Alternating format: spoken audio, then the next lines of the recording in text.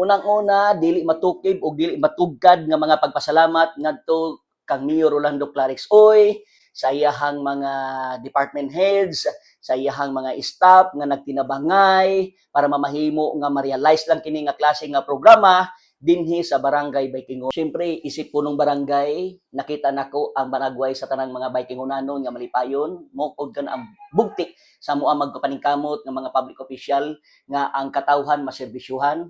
Nasayod man gud ta nga kini mga batakang serbisyo di jud namo kaya sa barangay council sa Baikingon.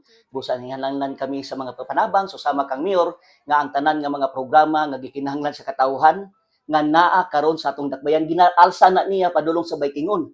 Iliman muna nga libre na ang check-up, tambal ug uban pa nga mga batakang serbisyo nga gikinahanglan og garbo kay na isip punong barangay nga naserbisyuhan ang katawhan dinhi sa amuang barangay. Kini nga programa dili maguni siya gitawag nato nga formula. Kini nga programa dili kini siya compulsory. Apan nakita magud nato nga lahi ang mayor. Ang mayor mo extend pa sa iyahang serbisyo biyan sa nasa libro. Kay kami nga mga public official na among gumigitawag nga basic na kay ba. Oy, kapitan ka, oy kagawad ka, oy mayor ka, mo yun buhaton nimo ha.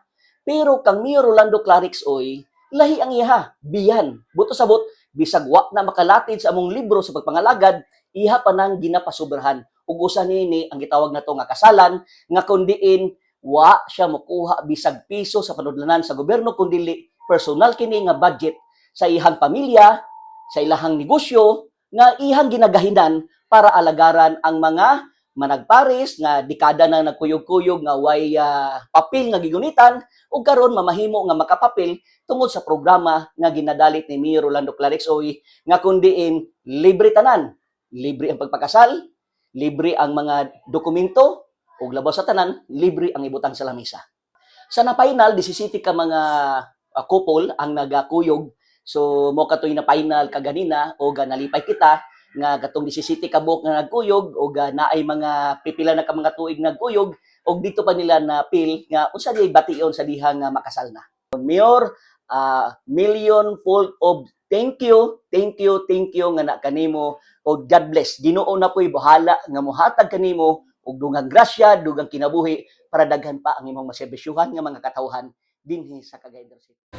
Ay, ako si Christine Siboko, taga-Sulcis Baikingon.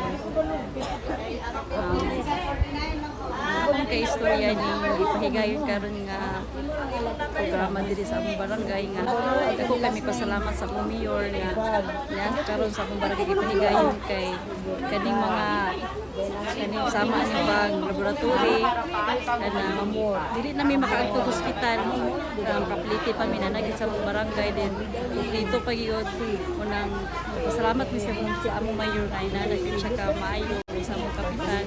Salamat sa So ang ako lang ipaabot sa tanan mga naserbisyuhan nga dili nato kalimtan ang pagpasalamat.